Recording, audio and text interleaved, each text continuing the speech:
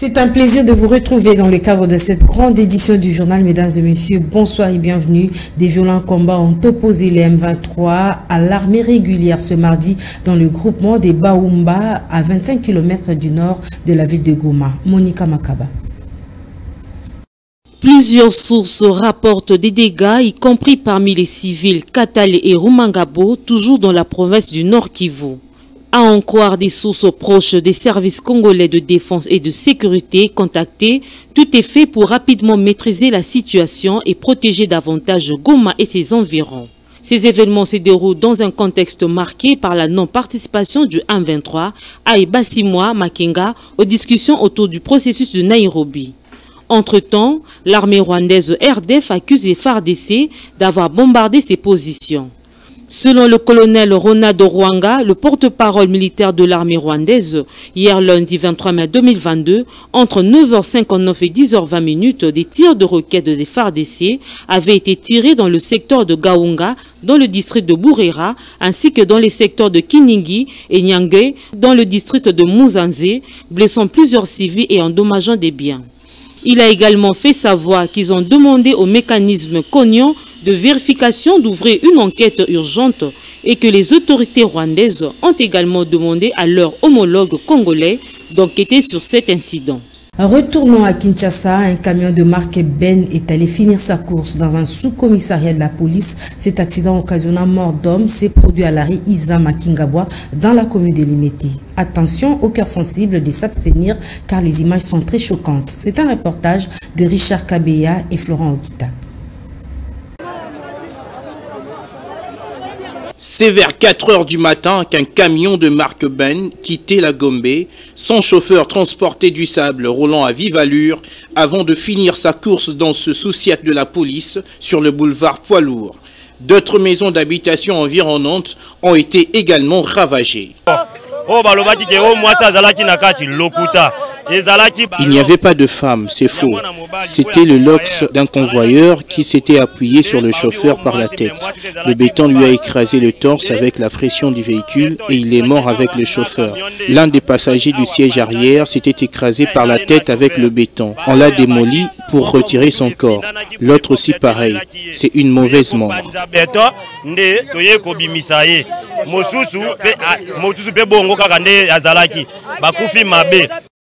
Les chauffeurs doivent veiller sur la vitesse et rouler de manière à éviter de tels accidents, en croire ce témoin.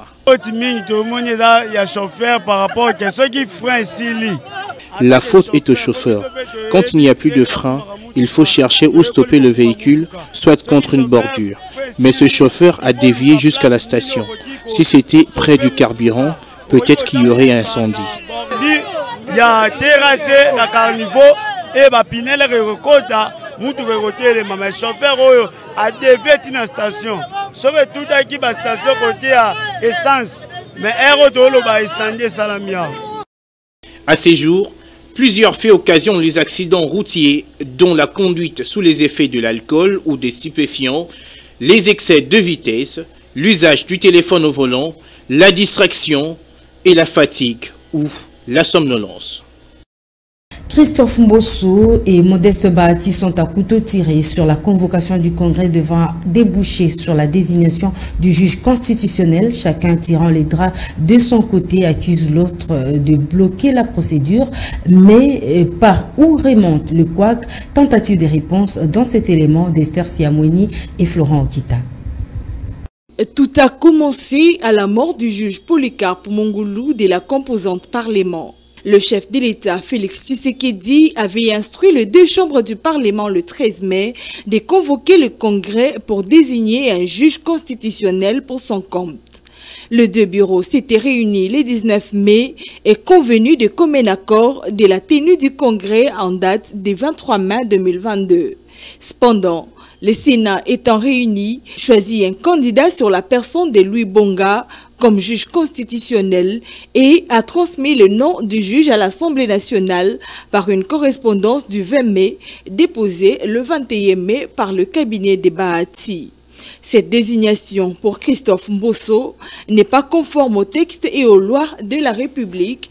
Il dit constater que le président de la Chambre haute retient par déverse la décision ainsi que les communiqués conjoints, tous deux relatifs à la convocation du dit congrès, sans aucune explication compréhensive ni une quelconque raison convaincante, déplore Christophe Mbosso dans une correspondance adressée à son homologue du Sénat. Le chef de l'Assemblée nationale prie par ailleurs son homologue dans l'intérêt supérieur de la nation de favoriser la tenue du congrès afin qu'il puisse se prononcer sur les dossiers.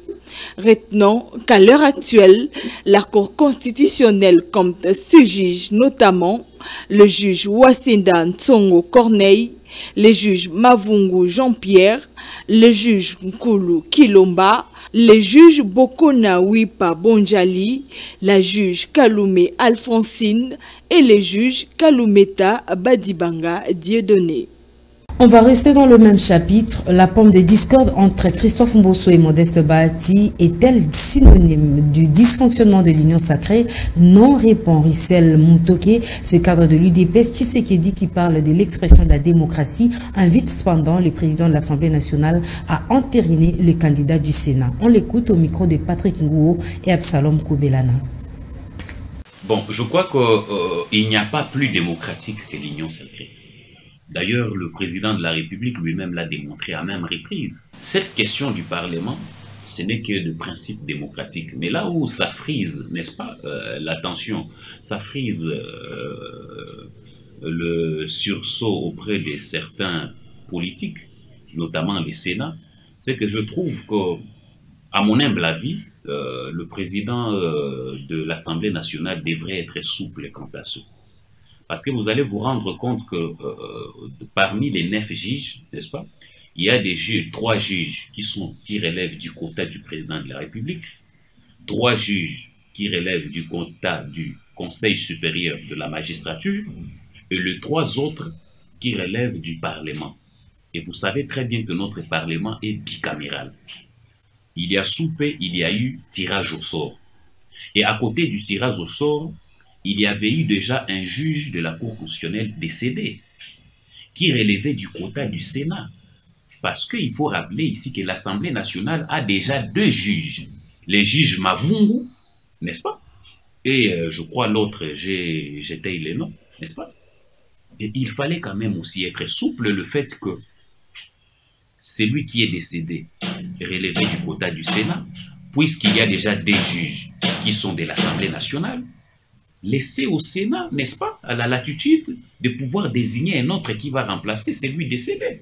Les stratégies autour de la représentativité des femmes au processus électoral, le sujet a fait l'objet d'une rencontre entre la CENI et les ONG des droits des femmes, des personnes vivant avec handicap ainsi que d'autres composantes. Reportage Fifi Kalumbwe et Florent Okita.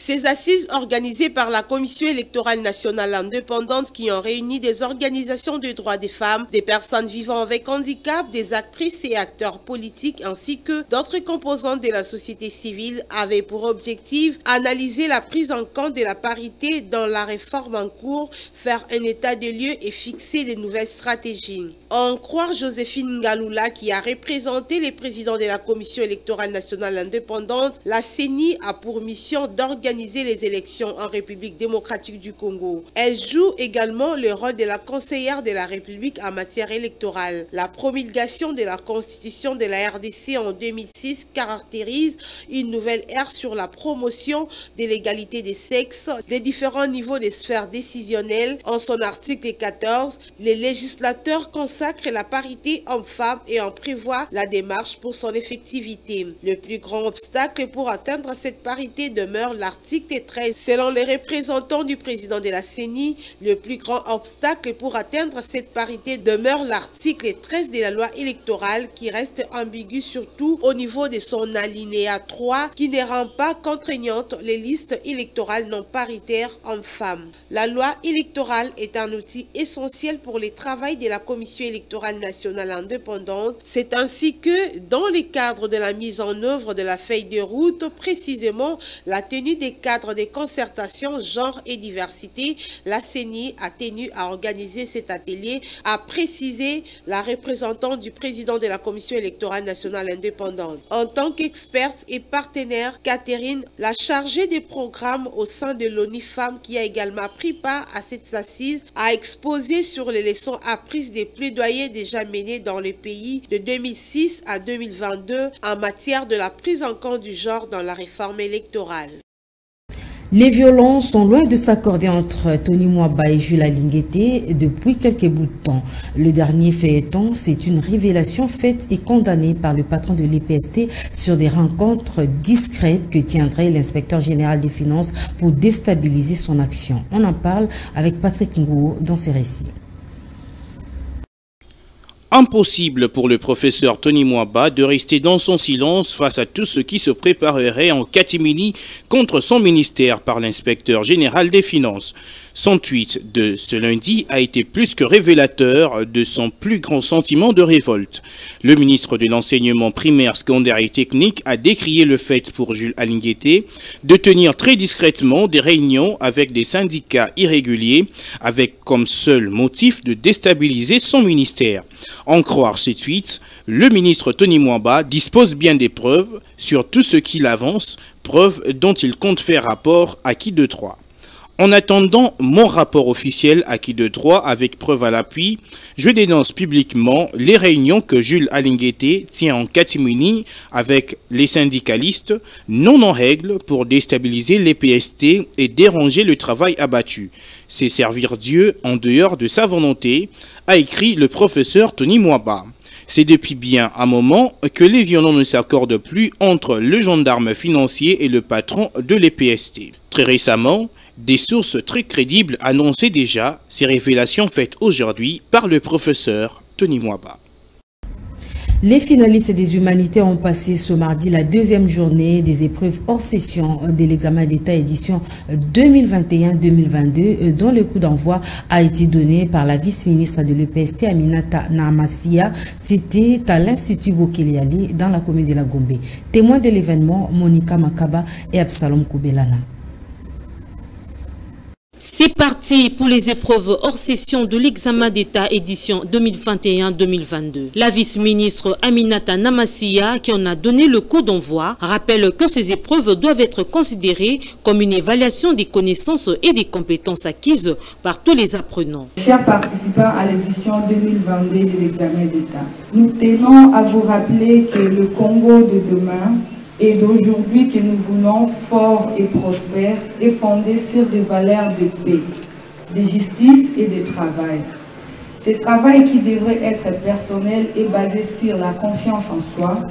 Nous voulons plus clairement vous inviter à ne pas céder aux démons de la fraude, de la tricherie et de la collaboration qui avilisent la réussite et jettent l'opprobre sur l'institution examen d'État et sur le jury national.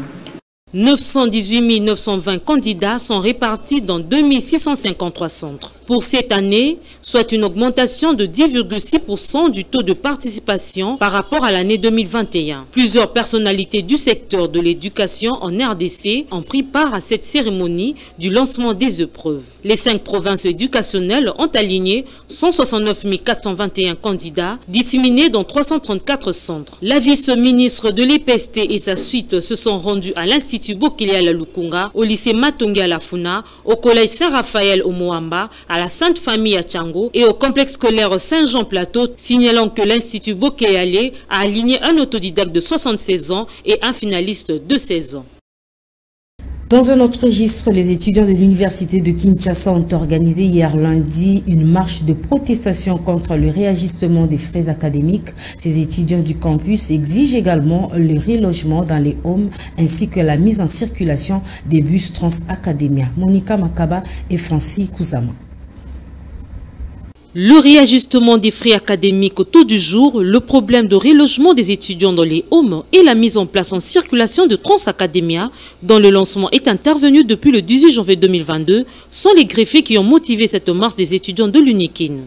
Cette manifestation qui a eu lieu au bord du site universitaire a été interdite par la police ainsi que les gardes universitaires à travers les barricades des entrées menant sur le campus afin de ne pas permettre aux étudiants d'y accéder. Selon le président des étudiants de l'UNIKIN, aucun incident majeur a été enregistré. En somme, c'est depuis le 8 janvier 2020 que le gouvernement a pris la décision de fermer les homes de l'UNIKIN. Après des affrontements qui ont eu lieu entre les étudiants avec les agents de l'ordre, le président Félix Tshisekedi avait décidé de la réhabilitation des homes avant le règlement des étudiants. Mais depuis lors, aucune autorisation n'a été annoncée. Malgré ce soulèvement en tranchée, le calme règne au campus. Retenez que la tension était encore perceptible ce mardi matin aux abords de l'université de Kinshasa. Le comité de gestion de cet alma mater a décidé de suspendre momentanément les activités académiques. Nous y reviendrons dans notre édition de demain. La province du Sud Kivu se voit terrassée par plusieurs maladies, à l'instar de la rougeole et la poliomyélite. C'est le choléra qui s'enracine avec aujourd'hui 62 cas au total et 3 décès en 3 semaines. Tout se passe dans la zone de santé de Kaléé, dans la partie nord du Sud Kivu. Annie Akole pour les récits. Dans une adresse de presse locale, Pascal Simana, administrateur assistant du territoire des Calais, indique que la situation de cette épidémie est inquiétante car les cas de décès sont déjà enregistrés. Il précise que 6 des 16 aires de santé qui comptent la zone de santé des Calais sont affectées par cette épidémie. La situation s'avère compliquée. Nous sommes déjà à 6 aires de santé touchées sur le 16. Nous sommes en train de tout faire pour une riposte efficace. Nous constatons que c'est le manque d'eau potable et l'insalubrité du milieu caractérisé par les toilettes mal entretenues. Tous les patients qui viennent attendre dans les structures de santé sont pris en charge, a-t-il expliqué. L'administrateur assistant du territoire des Calais appelle à l'assistance de partenaires sanitaires dans la prise en charge de malades pour un traitement efficace. Depuis le début de cette année, plusieurs zones de santé du Sud Kivu font face à des épidémies comme la rougeole, le choléra et la poliomyélite. Il y a eu lieu de dire que le choléra est une maladie intestinale épidémique engendrée par l'ingestion de la bactérie Vibrio cholerae. Dès les jours qui suivent, l'infectation de diarrhée associée ou non à des vomissements apparaissent. C'est aussi une maladie contagieuse qui peut conduire à la mort. La Fondation Maloua ne se lasse pas à élargir les champs d'exploitation afin d'accroître sa production agricole au bénéfice de la population. Voilà pourquoi elle vient d'acquérir des terres par l'achat de plusieurs hectares à Kouilungongo dans la province du Congo central, précisément dans le secteur des Makuta. Fifi Kalumbwe pour le reportage. En s'octroyant plusieurs terres d'exploitation, la Fondation Maloua a pour vision l'augmentation de la quantité de production de toutes ces plantations afin de desservir plusieurs personnes après chaque récolte. Tout cela pour répondre à la vision de son initiateur et président fondateur de la Fondation Maloua, Maître Maloua Billy Cléophas, qui est « Nul n'a le droit d'être heureux seul sur la terre ». Aussitôt acquis ces grands espaces fertiles susceptibles de faire accroître sa production dans les territoires de Kouilungongo, secteur de Makuta dans le Congo central. Très pragmatique, la Fondation Maloua n'a pas tardé à se lancer sur la culture d'ananas et autres. Cela juste après avoir conclu le marché d'achat et vente de ce grand espace. Et là, la Fondation Maloua a tout de suite déployé sur les champs ses membres pour l'exécution de travaux agricoles. Quelques jours après, voilà déjà l'image de ce à quoi doivent s'attendre la population du Congo central et ses environs qui sont toujours desservis de cette récolte. Fondation Maloua, bel exemple à suivre pour lutter contre le chômage et la famine qui gangrène la République démocratique du Congo. En sport, la République démocratique du Congo affronte le Gabon le 4 juin prochain à l'occasion de la première journée des éliminatoires de la CAN 2023 après la liste de 25 sélectionnés. Fanfan Bitangilai, analyste sportif, pense qu'il est temps pour Hector Cooper de tirer des leçons. Il a été joint au téléphone par Lionel Ngolo.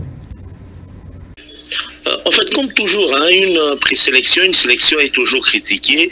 Il y a des départs, certes, qui sont également critiquables, comme les cas de l'absence de Cédric Bakambu.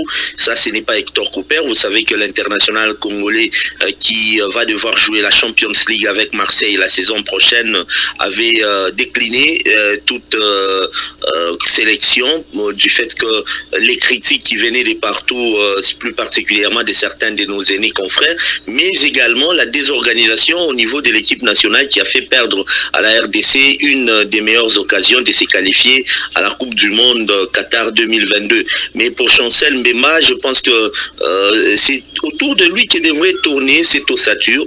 Lui qui est également un métronome de la sélection nationale, un maître à jouer dans la défense. Il ne fallait pas le laisser partir de sitôt. Pour Mbokani, il aura tout donné. Hein, il aura tout donné durant des années, meilleur buteur de cette sélection depuis l'histoire du football de la République démocratique du Congo. Il était temps qu'il parte. Il n'a pas été trop présent lors des dernières rencontres des barrages de la Coupe du Monde. Et je me dis, bon, en fait, c'est un départ. Mais pour le reste, je pense que Hector Cooper a eu une leçon.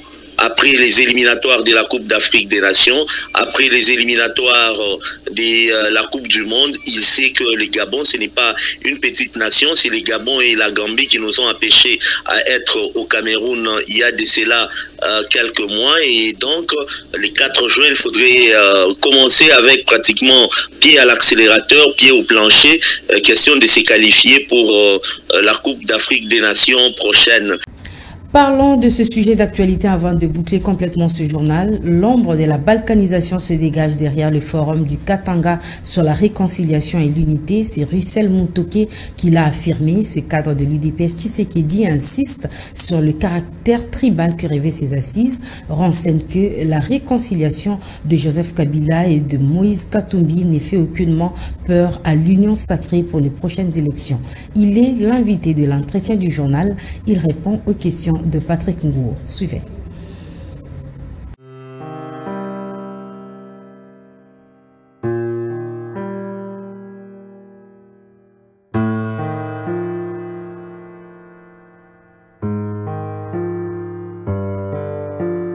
La liberté de se réunir existe, n'est-ce pas? La liberté d'expression, la liberté d'opinion, la liberté d'appartenance à un groupe ou à une association existe dans ce pays. Donc de ce côté-là, je ne peux que encourager les initiatives. Dans le contexte où ils se sont réunis, je crois que ça frise le tribalisme, n'est-ce pas?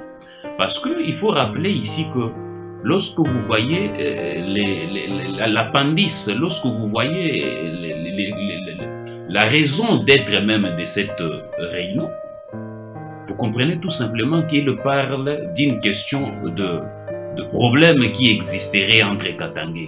Connaissez-vous, monsieur le journaliste, un problème qui existerait entre Katangais?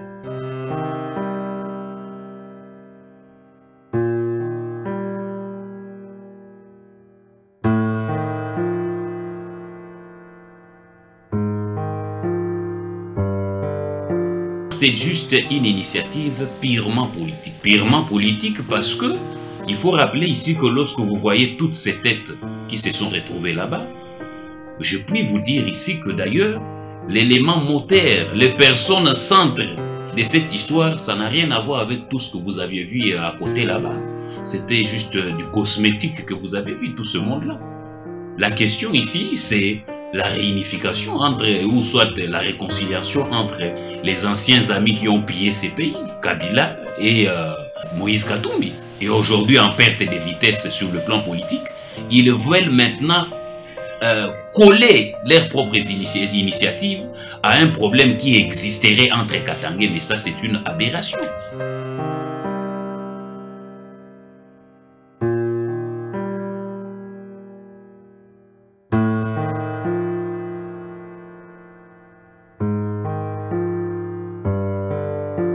Il n'existe pas une population katangaise, une population kassaïenne, il n'existe pas. Il n'existe qu'une seule population, c'est la population congolaise. Et donc, s'il faut réconcilier le Congolais entre eux, c'est les Congolais de tous bords.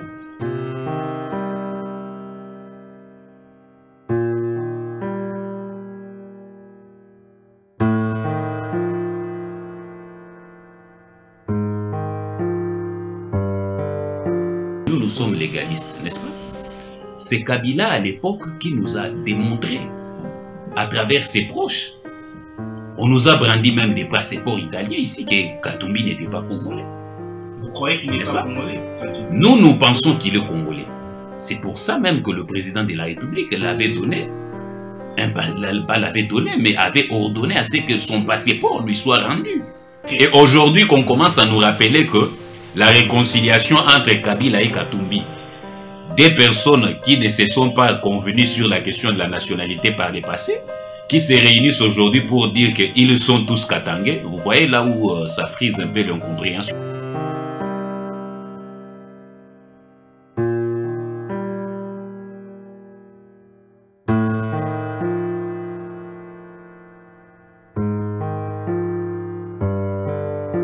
Si cette question est aujourd'hui sensible, n'est-ce pas?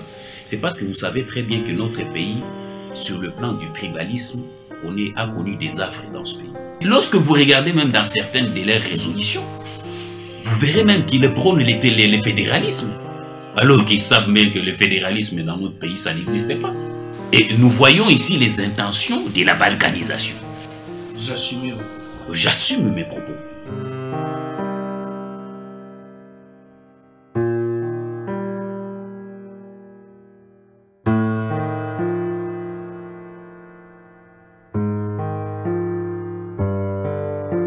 Exactement, ça n'avait pas lieu d'être parce que récemment d'ailleurs vous avez vu que le président de la République avait convoqué un très grand forum où il fallait fustiger, n'est-ce pas, les propos de Madame Dominique.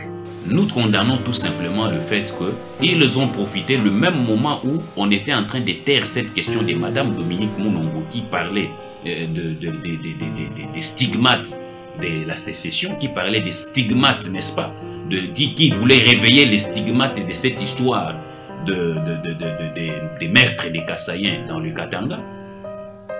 D'ailleurs, ce feu-là qui avait été éteint par le président de la République, et au même moment, ils organisent une initiative pour soulever encore cette question où ils font même les signes des Bakata Katanga.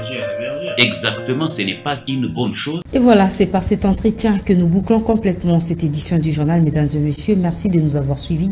Mais attention, ne zappez pas, restez branchés pour suivre notre rubrique La Découverte.